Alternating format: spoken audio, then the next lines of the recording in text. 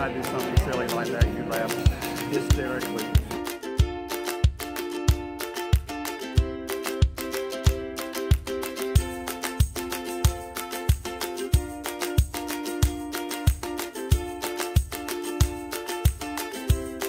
Hi guys! Today is January 15 and it's Tuesday. And magsa-shoutout ako today. Mayroon lang ako gustong shoutout kasi on my videos I used to shoutout, right? And today, magsa-shoutout lang ako kay Jenzel Leal. Ano siya guys? Student siya and he is vlogging from the Philippines. And please subscribe to his channel guys. He is a very nice person. Kahit na student siya, nagagawa niya pa rin mag-vlog. And also, ang dami ko ditong friends from L. Mitch Vlogs. Also, hello sis. And sino pa ba? Ang dami kong shout out. Mishi Mearns, hello. She also have a channel. And then, sino ba yung lagi nagko-comment? Heart and Jen, hello. IS Vanity and Lifestyle, hello. And then, also hello to None of Your Business. And, kay Jeneline's Vlogline, nakikita ko siya lagi siya nagko-comment sa channel ko. Thank you so much guys. And I still have a lot of coming shoutouts soon. And I wonder, hindi pa talaga ko. Lagi kong sinasabi na ayusin ko na yung channel ko. Mag-e-edit na ako ng maayos. Pero guys, sobrang hirap mag-edit. Ito yung pinakamahirap na sobrang sipag kong mag-vlog. Pero pagdating sa editing guys, sobrang ayoko talaga. Ang hirap. Hindi ko linya yung pag-e-edit. Pero I love vlogging. I love taking videos. I love taking photos. Pero pag-e-edit talaga, walay ako doon. It's a struggle for me guys, editing videos. Kaya minsan, nakakatamad. Sobrang dami kong tampak na videos. Minsan, di ko na alam paano ko sila i-edit. Kasi sobrang dami nila. Nakalimutan ko na yung nangyari nung araw na yun. So, pero try natin pa din kasi, ewan ko ba, nakakatamad kasi. It's winter. Ang lamig ng panahon. Tapos, minsan, laging cloudy. Parang nakakatamad kumilos. Kaya isa din siguro sa mga bagay na yun kung bakit tinatamad akong mag-edit. So, kagabi guys, kaninang umaga, nilabas ko yung niluto kong paksiw. Di ba nagluto ako 4 na piraso yon. Ang nakain ko lang ay 2 kalahati ata or 1 kalahati lang nakain ko kasi ay nakain ko na yung 2 piraso. And then, may natira pa akong 2 pirasong isda. Tapos, nilabas ko siya sa ref.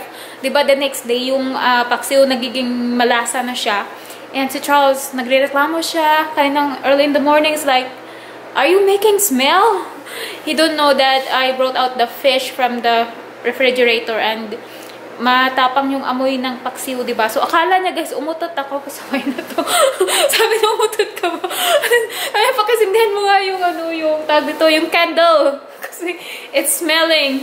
Pero, it's paksiw. Kasi, sobrang tapang talaga ng amoy ng, ng paksiw. Akala mo, utot. Pero, para sa akin, hindi naman siya amoy utot. Parang gustong-gusto ko nga siyang amuyin. Ang sarap pa yun ng amoy ng paksiw. So, ipiprito ko siya today sa labas. Ayun, 2 kalahati pang natira. So, ano lang kasi ako takaw tingin. Parang gustong-gusto ko siya. Tapos, pag natikman ko na, parang okay na ako. Kaya, ang dami natira. So, tinan mo guys. Parang naging sobrang, na siya, malasa na siya ngayon, no? Kasi na-absorb na niya yung mga ingredients. Tapos, yung suka. So, ayan, ipiprito natin ngayon sa labas. Sa labas ako magpiprito ng fish. Feeling ko talaga sobrang malasa yan ngayon kasi nga nababad na siya. So, kukuha lang ako ng aking prituhan. And tomorrow morning, guys, gagawa ko ng frittata ulit tomorrow morning. And si Charles nag-lunch sa labas kanina. Parang tetamad kasi ako mag-intro kanina, kaya hindi ako masyadong nakapag-edit ng maayos. So, pero papakita ko yung clip ng kaninang pangyayaring umaga.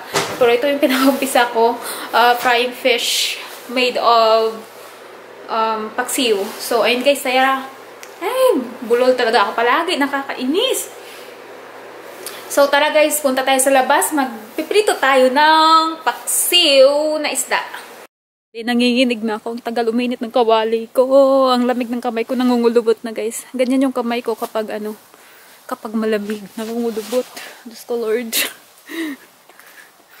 Mahirap magprito sa labas. Ang lamig. So ito guys. Ayan. Pinapainit ko yung aking kawali. Ayan siya. Diyan tayo magpiprito. And na siya? Hapon na. Mga 4 p.m. And ang lamig. Wala nang araw. Ayun yung mga aso nakatingin sa akin. Tatahol na naman sila. Ito naman guys, namatay na yung mga ano dito dati, mga damo. Oh. Di ba dati sobrang madamo dyan. Ngayon nawala na siya. Sobrang dry na ng ano, mga puno, di ba? Parang nakakalungkot tingnan. Ayan. I just noticed, meron pala ditong ano, tawag doon. Ano ba tawag doon? Is it chimes? Ano tawag dyan? Kalimutan ko anong tawag dyan. Ang lamig talaga. Ay, yung front yard namin. Ano dito, maganda sana kung mayroong dog. Kasi ano siya eh. Naka-fence yan lahat. Pati yung dyan, may fence yan siya. Para hindi nakakalabas yung dog. Kulang na lang sa amin ay doggy. Ayan, naka-fence yan guys. O, diba? May tangke. Ito yung likod namin guys. May mga bahay-bahay. Pero dito pa rin ako nagluluto kasi minsan lang naman mga tao lumabas dito, especially na winter ngayon. See, nag-ingay na yung aso ng kapitbahay namin. I think mainit na siya. Yeah, it's hot. We can put our oil.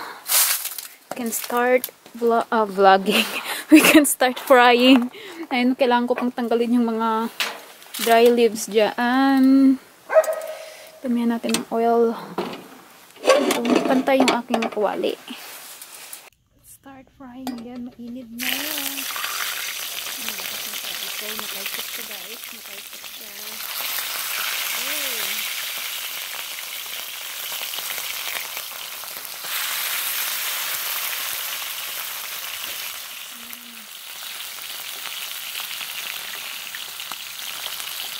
Guys, ang bango-bango. Tapos ito, tatapon ko na lang to dito. Bayan, may kapitbahay. Nakikita ako guys. So, tapon ko lang ito dito sa gilid kasi nabubulok naman ito guys. Ayan. Tapon natin siya dito.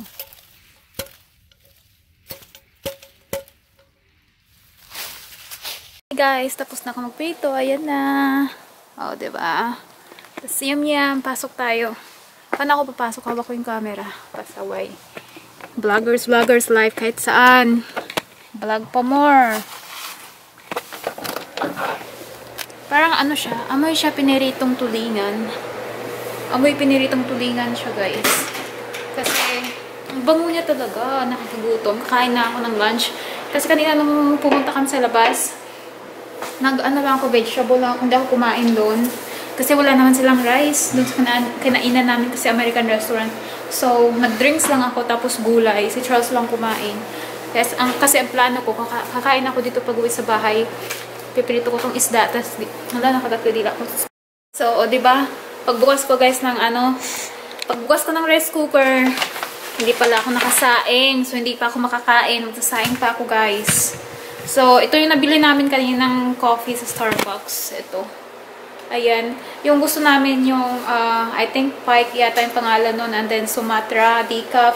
Yun yung gusto namin. Kaso, ano na siya, hindi na sila nagtitinda sa hindi na sila nagbibenta sa Starbucks. So, ito na lang. Decaf espresso. Hindi ko alam kung masarap to.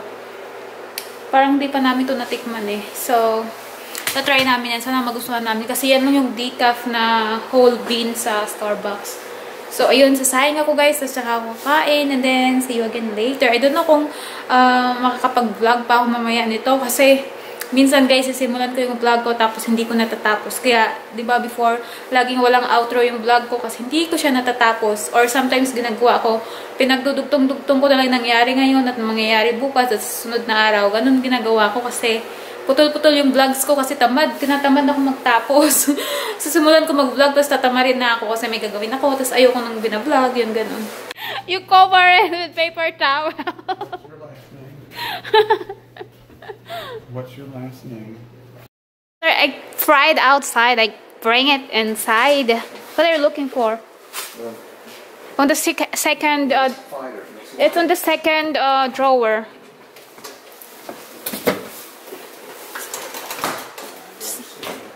No, third. Yeah, third. Right here. Where's that camera? It's there. There. Where? On the drawer and this. Very bottom. See, my husband, even I I fried fish outside. He still smells it. This one's not worth keeping. It's not enough anymore. No, there's still. You can use it. No, when it gets down that low, it burns things. No, it doesn't. Yes, it does. I burnt a countertop with it. I will put something here because you know. Alright, okay. That is very expensive and you don't need to throw. They're still there. It's like 1 inch and something. Oh, you need this one? No, I need Oh, here. No, I want the one that's... See? He's complaining it smells fishy inside the house. Even I cooked outside. I did cook outside and he wants to use this. Yankee Candle Apple Pumpkin. That is expensive. It doesn't go sale. I checked that on Amazon and the price is still like $25. I can get it cheaper than that. Really? I get them on sale.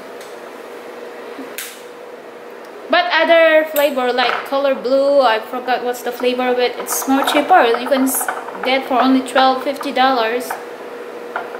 $12.50. Yes. $12.50 is... That's $1,250. $12.50. I mean. But yes. but that flavor is still $25 and there's $30. It's different scents. But they'll run on special, and then when they run them on special, I'll buy them. Oh yeah, I mean this apple pumpkin. Maybe because it's already past the autumn. That's why. Oh, what do you call this? It's kind of an autumn scent. Yeah. Look. This is apple pumpkin. And you know what, guys? There's something crazy happened to my candles. I put them in the pantry and it's still on its plastic bag and I forgot that I put it like this in this what happened here. I don't know that they melt, so they look so pretty. Look at this.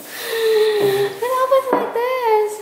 And the scent of this one is a sugared cinnamon apple. It really smells so good and I feel so bad. I feel so bad that I messed this up and I'm going to show this to Charles because he don't know yet. We bought this last I think last fall. So I'm going to show him. Sweetheart, look at what happened to our candle. Sweetheart, look. That is the one we bought in like home something, like store. Got hot. Oh really? It was left in the car. No, it's not. It was lying on its side and got hot. Or Something happened. yeah, what can we do with it? It's like a lipstick now. It's a big lipstick. Are you going out? Huh? You said you go like the coffee shop. Not nice. Oh, okay. I'm still cooking my rice, guys, right here. Hindi pa siya naluto. So, ayun na guys, naluto na yung sinain ko. Ayan siya. Luto na siya. Ayan. Ayan, kakain na ako, guys. Medyo nakonsensya ako, guys. Kasi pagbaba niya, ano kasi siya, pinirito ko sa labas. Tapos, paksiw na siya. Pinirito ko. And, medyo mangamoy siya. Pero para sa akin, mabango siya. Pero matapang yung amoy. Pero mabango siya, ha. Yung, alam mo yung amoy ng paksiw pag matagal na. Yung parang ang bango, tapos malasa. Pero si Charles, guys, ang talaga siya, nababahuan siya. Tapos, biglang sumakit yung ulo niya. Ayan. Uminom siya ulit ng Advil. Ito yung ininom niya. Ayan. Nanghihi siya sa akin nito kasi masakit yung ulo niya. Kaya naawa ako. Nakonsensya tuloy ako. Kaya yun yung dahilan kung bakit hindi ako nagpipilito dito sa loob. Akala ng iba maarte siya. Pero guys, hindi siya maarte guys. Sobrang sensitive niya lang talaga. Pag nakaamoy siya ng matapang, tapos hindi gusto ng, pang-amoy niya. Sumasakit yung ulo niya and talagang nakakaawa siya. Yan, 2 Advil ininom niya, magkasabay yun. Dahil lang sa amoy, tuloy parang nawalan ako ng gana kumain, parang naawa ako, nakonsensya ako. Pero, yun, kakain na ako, nag-prepare ako ng sausawan. toyo na mayroong lime, tapos kanin, and then magkakamay ako guys. And then that is for today's vlog guys. Medyo gabi na and medyo mahaba na rin ata itong vlog na to. And then see you again on our next vlog guys. Bye!